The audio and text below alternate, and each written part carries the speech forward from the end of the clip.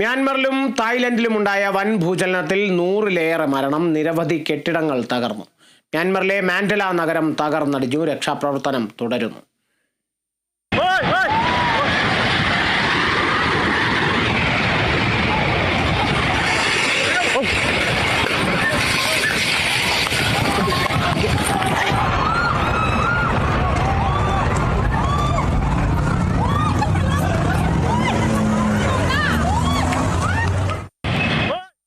വിവരങ്ങളുമായി രാജേഷ് ശ്രീനിവാസനാണ് ചേരുന്നത്. രാജേഷ്, ഒരു രാജ്യം തന്നെ തകരുന്നൊരവസ്ഥയിലേക്ക് എത്തിക്കഴിഞ്ഞു, അല്ലെങ്കിൽ ഒരു നഗരം മൊത്തം തകർന്നടിഞ്ഞിരിക്കുന്നു.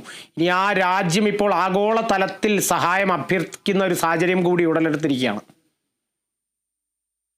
കാളിദാസൻ, തെക്ക് കിഴക്കൻ ഏഷ്യ രാജ്യങ്ങളെ നടുക്കിയ ആ വലിയൊരു ഭൂചലനത്തിന്റെ നെട്ടുന്ന വാർത്തകളാണ് ഇപ്പോൾ നിലവിൽ പുറത്തു വരുന്നത്. ഈ അപകടവുമായി ബന്ധപ്പെട്ട്, അല്ലെങ്കിൽ ഈ വലിയ തീവ്രമായ ഭൂചലനവുമായി ബന്ധപ്പെട്ട് നിലവിൽ ഇപ്പോൾ 149 പേരുടെ മരണമാണ് ഇപ്പോൾ മ്യാൻമർ സർക്കാർ അല്ലെങ്കിൽ പട്ടാള ഭരണകൂടം സ്ഥിരീകരിക്കുന്നത്.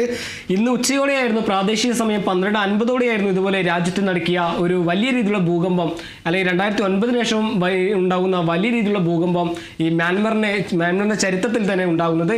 ഇതിൽ റിട്ടർ സ്കെയിലിൽ 7.7 രേഖപ്പെടുത്തിയ ഒരു തീവ്രമായ ഭൂചലനം തന്നെയാണ് പറയാം. ഇത് ഈ രേഖപ്പെടുത്തിയ ഭൂചലനം 250 കിലോമീറ്റർ വരെ ഒരു വലിയ രീതിയിലുള്ള നാശനഷ്ടങ്ങൾ സൃഷ്ടിക്കാൻ രീതിയിലുള്ള ഒരു തീവ്രമായ ഭൂചലനമാണ് മ്യാൻമറിൽ സംഭവിച്ചത്.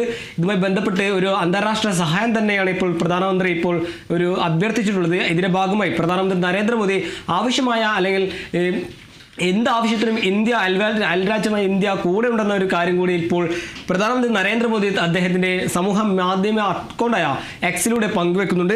അതുപോലെ തന്നെ മറ്റു രാജ്യങ്ങളോടും തങ്ങളുടെ, അല്ലെങ്കിൽ 2009 ശേഷം കെട്ടിയുയർത്ത അതേ രാജ്യ തലസ്ഥാന നഗരങ്ങളടക്കം നിലംപരിശ സാഹചര്യത്തിലാണ് ഇപ്പോൾ വിവിധ രാജ്യങ്ങളോട്, അല്ലെങ്കിൽ അന്താരാഷ്ട്ര സഹായം തന്നെ ഇപ്പോൾ പ്രധാനമന്ത്രി ആഹ്വാനം ചെയ്യുന്നത്.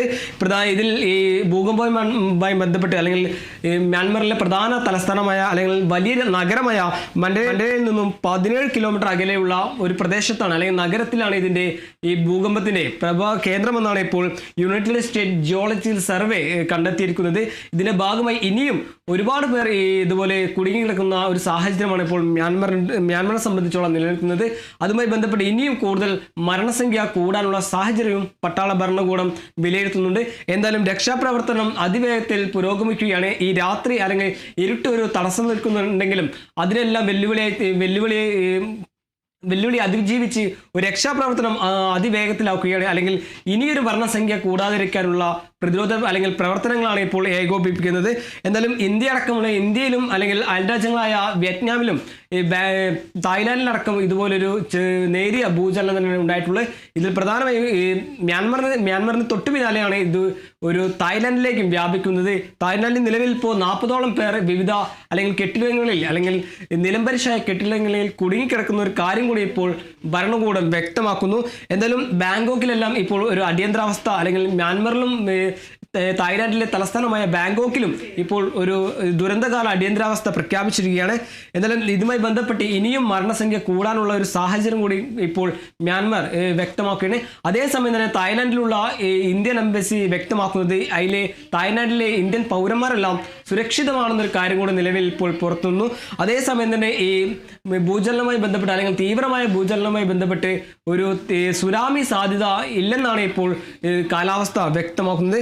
എന്നാൽ നിർമ്മാണത്തിലേക്കുന്ന ബഹുനില കെട്ടിടങ്ങളടക്കം ഒരു വലിയ രീതിയിലുള്ള ഒരു ഭൂചലനം തന്നെയാണ് ഇപ്പോൾ മ്യാൻമറിലെ സംബന്ധിച്ചുള്ളത്.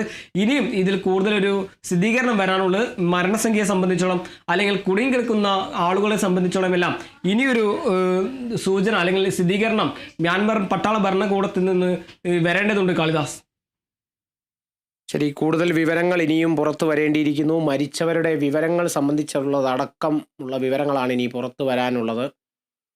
രാജേഷ് ശ്രീനിവാസനാണ് വിവരങ്ങൾ നൽകിയത്.